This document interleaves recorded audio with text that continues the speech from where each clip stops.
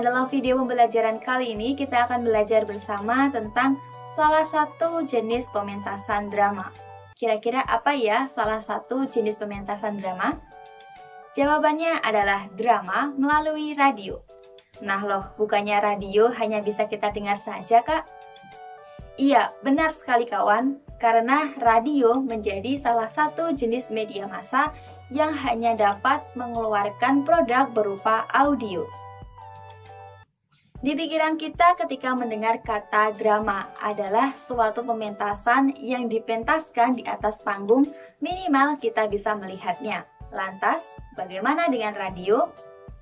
Bagaimana suatu drama dipentaskan dan bagaimana bisa kita menikmati drama itu? Bisa kawan, bisa. Nah, kita pahami dulu tentang definisi drama itu sendiri. Drama adalah karya sastra yang berbentuk cerita dan dipentaskan di atas panggung. Seiring perkembangan zaman, ternyata drama tidak hanya didefinisikan sebagai suatu cerita yang dipentaskan di atas panggung. Sekarang ini, drama bisa dipentaskan di atas panggung atau tidak dipentaskan di atas panggung. Misalnya melalui televisi, film, atau bahkan bisa melalui radio. Drama radio atau drama audio hadir tanpa adanya visual, sehingga hanya mengandalkan dialog, musik, dan juga efek suara yang membantu para pendengarnya untuk berimajinasi tentang karakter dan juga ceritanya. Jika pada zaman dahulu, pendengar hanya familiar pada buku audio atau sandiwara di radio. Namun, kali ini ada fitur baru yang bernama podcast. Sebagai penikmat audio seperti radio dan juga podcast, kita harus berkenalan juga dengan yang namanya audio series. Nah, berkat adanya drama radio ini membuat audio series menjadi format audio yang baru. Melihat lebih jauh ke belakang, konten audio seperti drama radio telah lama mendapatkan tempat di hati para pendengar. Hadir dengan lebih kekinian, audio series menghadirkan konten yang mirip dengan drama radio di masa lalu melalui digital. Menikmati konten audio seperti audio series hanya membutuhkan satu indera, yaitu telinga. Maka dari itu, produser drama harus memperhatikan pemilihan kata dan suara pada cerita agar menghasilkan visualisasi dan imajinasi yang nyata di dalam benak masing-masing pendengar. Berbeda dengan drama film yang memberikan gambaran visual secara langsung. Pada drama audio, penikmat mungkin memiliki imajinasi yang berbeda-beda tentang cerita yang dibawakan. Tentu, hal ini akan menyenangkan karena imajinasi kita dibiarkan bebas tanpa harus dipatahkan oleh visual yang tidak sesuai dengan ekspektasi kita seperti saat menonton film. Maknanya, konten yang dihadirkan dalam format audio dibuat dengan nuansa unik dan pastinya memberikan pengalaman mendengarkan storytelling yang berbeda jika dibandingkan dengan format buku atau narasi. Tapi kurang lengkap rasanya apabila kita tidak mendengarkan sedikit saja contoh dari drama audio. Nah, kali ini kakak ada contoh drama audio tentang Tutur Tinular. Ingat ya, hanya potongannya saja. Karena sebagai penikmat karya, kita harus menghargai karya-karya yang dihasilkan dengan cara mengunjungi platform-platform yang sudah tersedia. Nah, sebelum kita menyaksikan atau sebelum kita mendengarkan, kakak pamit undur diri terlebih dahulu ya. Jangan lupa like, komen, dan share video ini ke teman-teman kalian semua. Dan tentunya jangan lupa subscribe channel Edukasi Eksis ini ya. Terima kasih, bertemu di lain video. Selamat mendengarkan.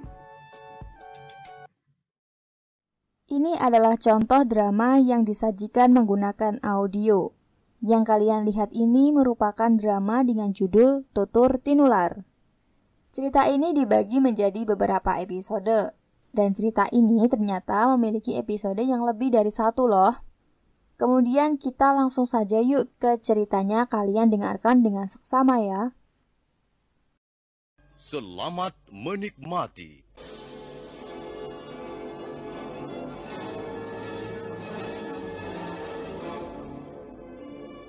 Pada tahun Saka 1206 atau 1284 Masehi, kekuasaan Raja Kertanegara mencapai puncaknya di Singasari. Pulau Bali berhasil ditundukkan. Demikian pula Kerajaan Gurun, Bakulapura, Pahang, Sunda dan Madura. Demikianlah Singasari atau Tumapel semakin mengembangkan sayap kekuasaannya di luar Pulau Jawa.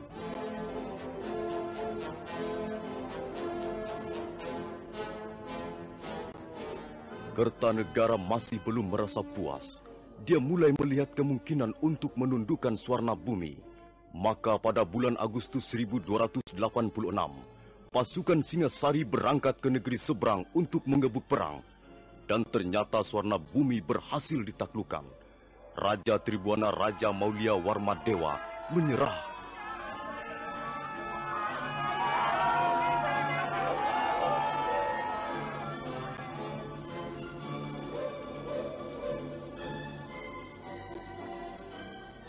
Enam tahun kemudian, setelah menaklukkan negeri Melayu, pada tanggal 17 April 1292, Kertanegara mengeluarkan prasasti Camunda.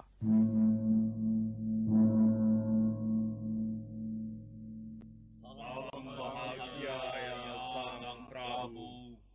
Salam bahagia wahai Sang Siwa Buddha. Terima kasih.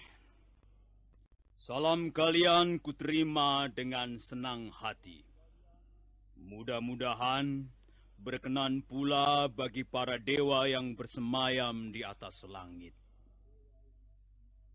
Kalian semua kuundang untuk berkumpul di Pendapa Agung ini agar menjadi saksi hidup dengan adanya prasasti yang baru saja dirampungkan oleh Sudarma Papati.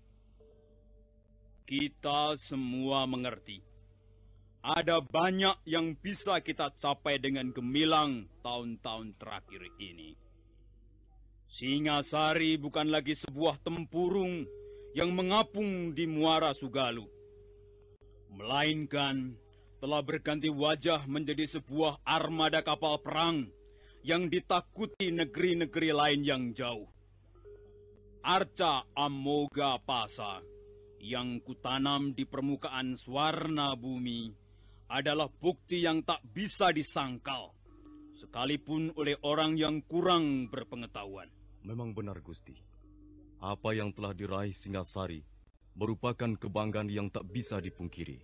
Nah, itu semua berkat jerih payahmu juga, Paman Lembusora.